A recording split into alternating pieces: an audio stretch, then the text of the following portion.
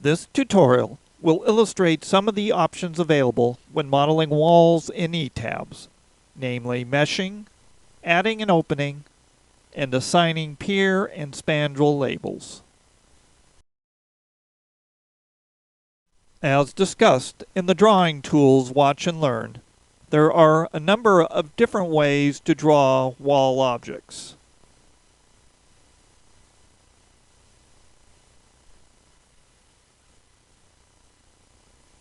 The focus of this tutorial will be to discuss the options available once the walls have been drawn.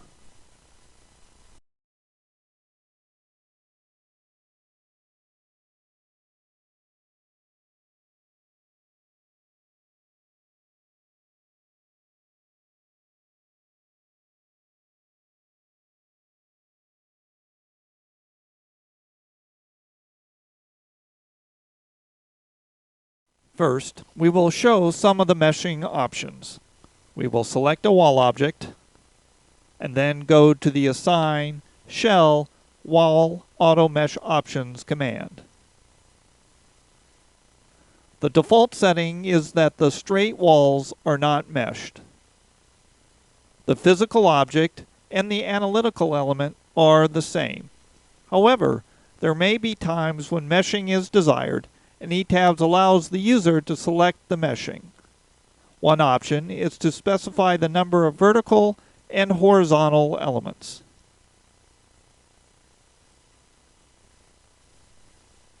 The user may also specify an auto-rectangular mesh.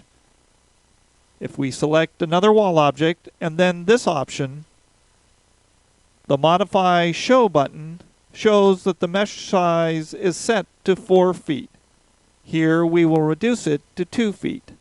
Note that this setting applies to all shells assigned the automatic meshing option.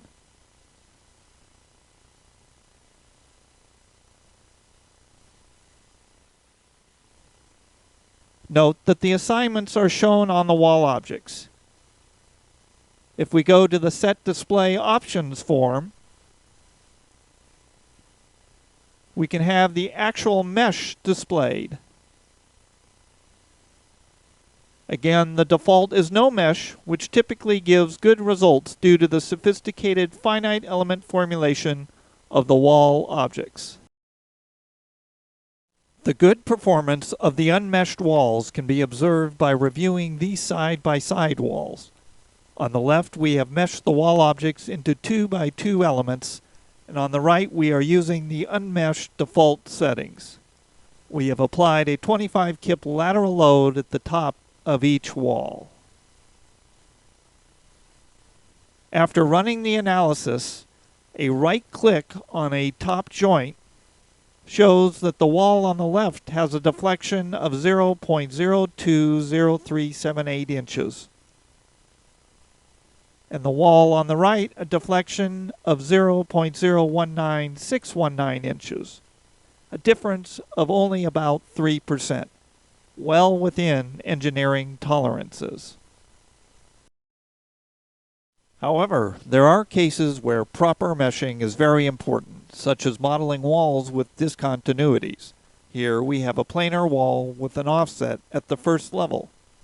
The load on the model will be a static earthquake lateral load. It is the connectivity and behavior at the offset corners that is of particular interest. If we run the model with the default no meshing assigned to the wall objects,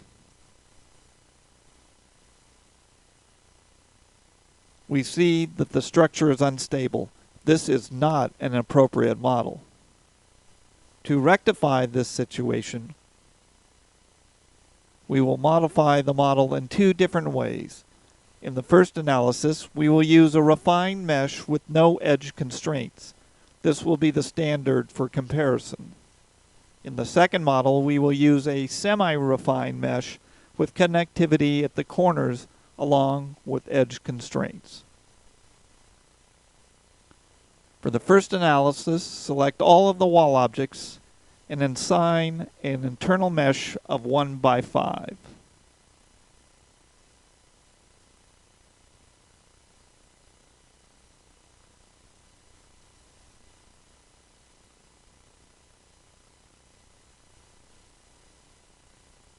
reselect the wall objects, and turn off the edge constraints option.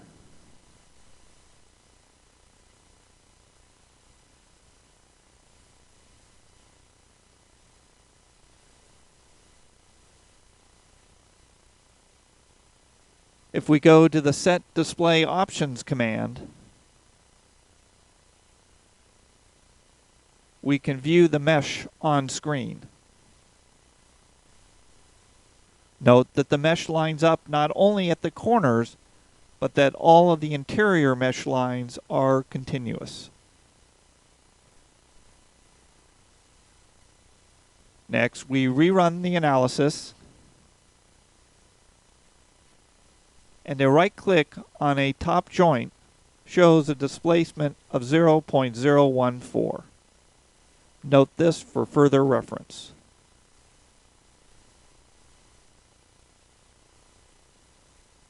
A plot of the forces in the wall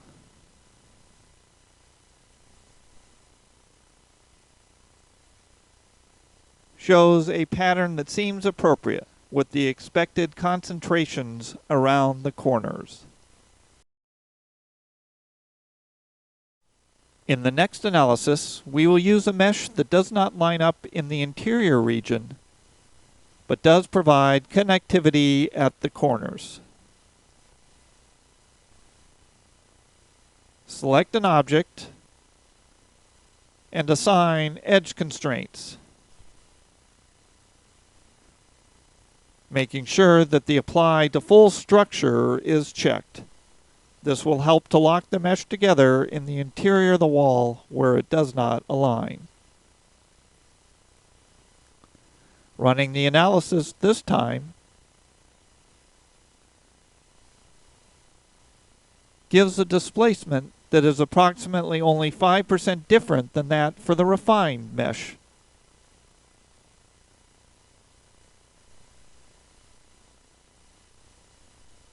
And a force plot that is reasonable. Thus, this is an effective use of the edge constraint option. Using a mesh and edge constraints is a powerful feature for connecting walls with discontinuities. As a side note, had we not used the edge constraints to tie the two meshes together, we would have had a sizable gap where the two misaligned meshes meet. However, with the edge constraints on, the objects are tied together even though the meshes do not line up.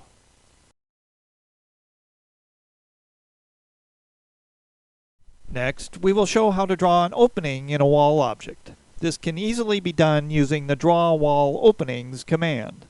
Clicking on this displays the properties of object form with width, height, and distances to the first corner. Note also the lock icons.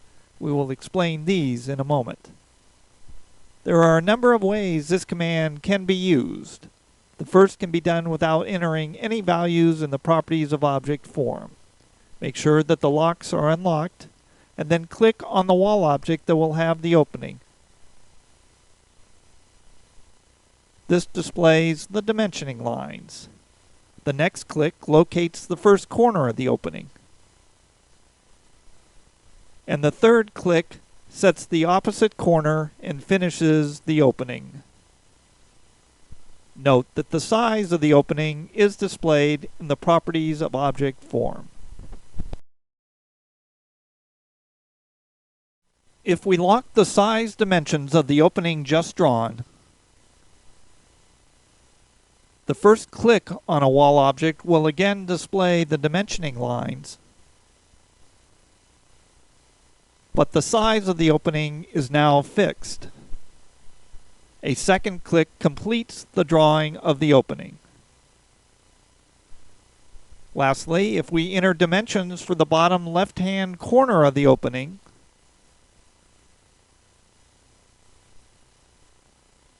and then lock these dimensions,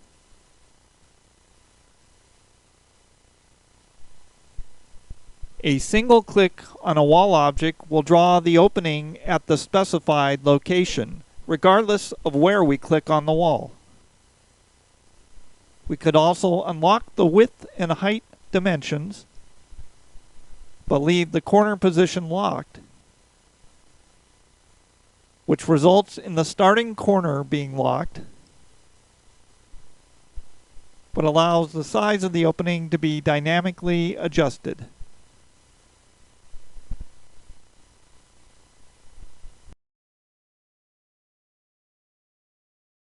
We can also add openings by eliminating sections of walls using the Draw Reference Points and Draw Reference Planes commands. Here we have a building where the elevator core walls have been drawn, but with no door openings. To get a better view, we will activate the 3D view and select the walls.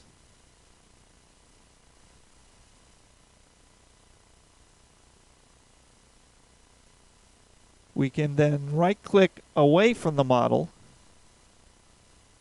and choose Show Selected Objects Only. We want to add 2 doors per story along grid line 2. Switching back to the plan view, we right-click again away from the model and select the Snap Options command. Set the Plan Fine Grid spacing to 48 inches and check the Fine Grid option. This will allow the cursor to snap to points 48 inches on center anywhere on the plan. Now, click the Draw Reference Points command, and we will add reference lines along the grid line 2 walls at the fine grid points.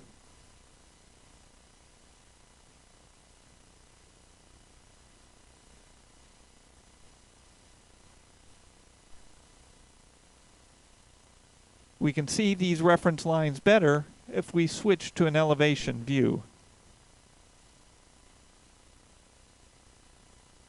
The next step is to add reference planes to mark the top of the door openings. Our doors will be 8 feet tall. We set the vertical offset to 8 feet or 96 inches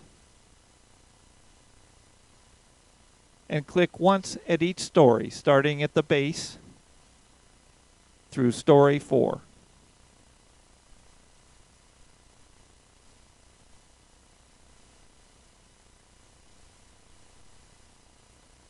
If the locations of either the reference points or planes needs to be reviewed, this may be done by going to the Edit Stories and Grid Systems command and clicking the Modify button and then the appropriate reference button.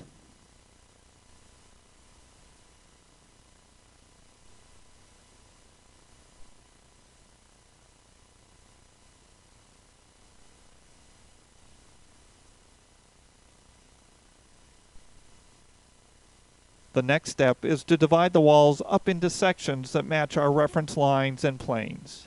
Select all the wall objects along grid line 2 and go to the Edit Shells, Divide Shells command. Here we select the intersections with visible grids option.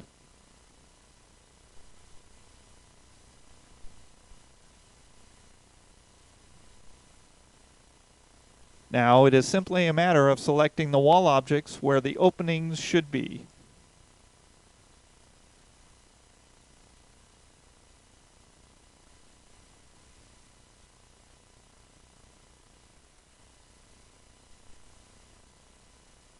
And then deleting.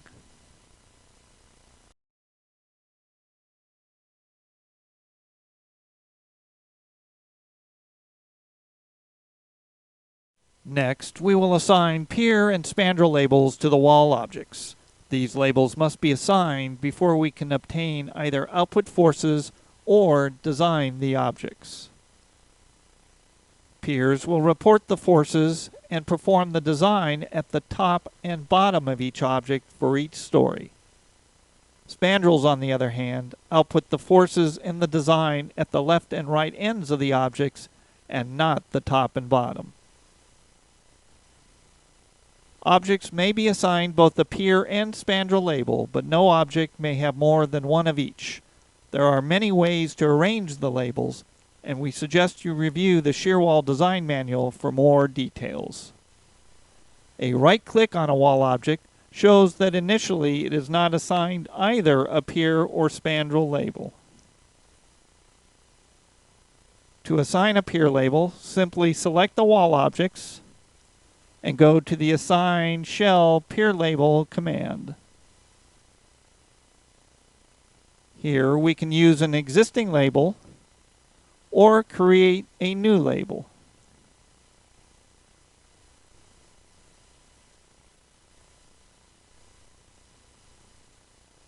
If we run the analysis, we can display the forces based on the pier labeling.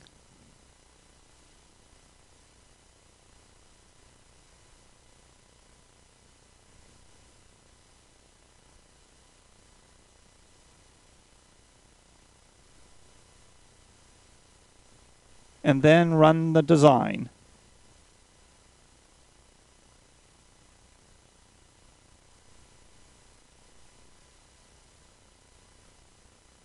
This was a simple wall and pier arrangement, and next we will look at a more complex wall layout. Here we have a wall system created using the wall stack feature. Unlike the other wall drawing commands in ETABS, when drawing wall stacks, pier labels are automatically assigned.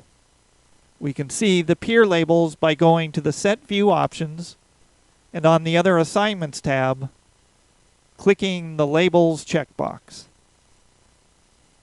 In this case, P2 was assigned.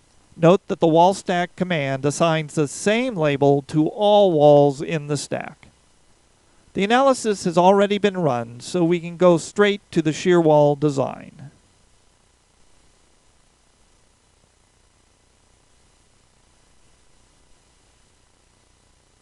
Note that in the 3D view that the reinforcing is reported at the centroid for the entire section. That is, the total reinforcing required for the 3 wall sections as a whole is reported, in this case 10.08. A right click displays the pier reinforcing report.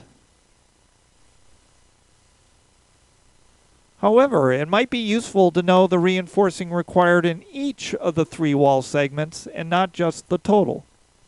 To do this, each segment should have its own pier label.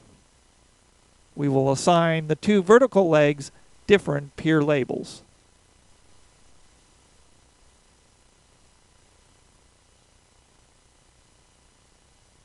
We will create a P3 label and then a P4 label.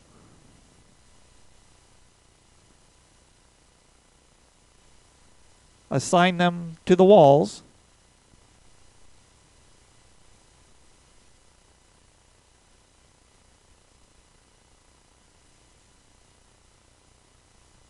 And then rerun the shear wall design.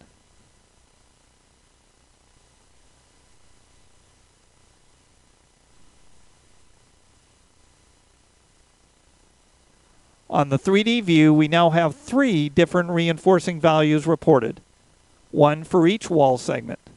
Although the 3 different values shown total up to the number previously reported, we now have a better understanding of how the reinforcing should be distributed throughout the stack.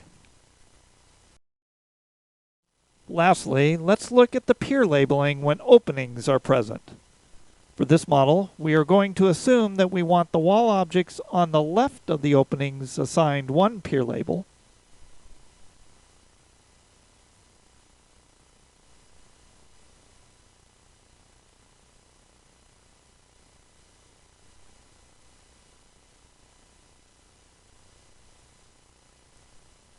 and the wall objects to the right of the openings assigned another pier label, so that we will have design output for each side.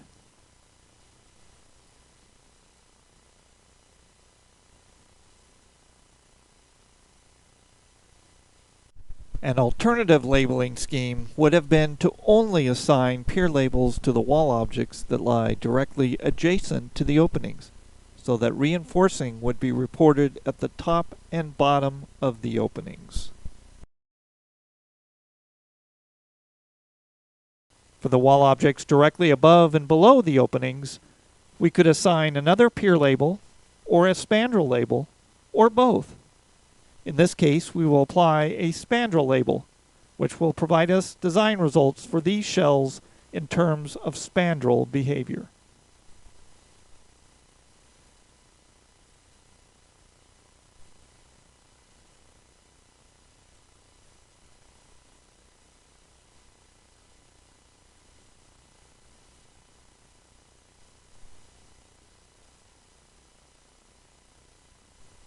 We run the analysis,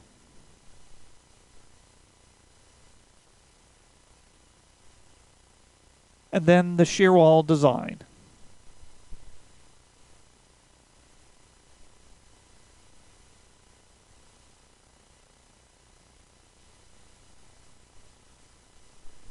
The longitudinal reinforcing required for the walls on each side of the openings is displayed.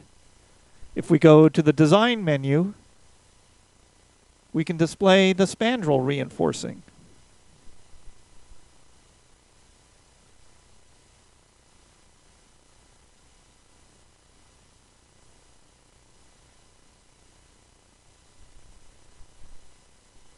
A right-click on a spandrel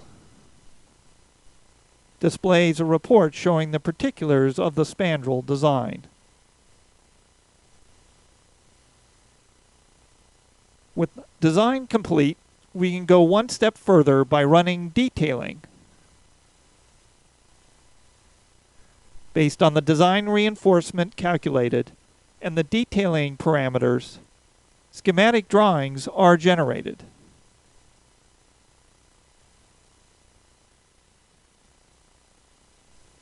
This concludes this tutorial on modeling walls.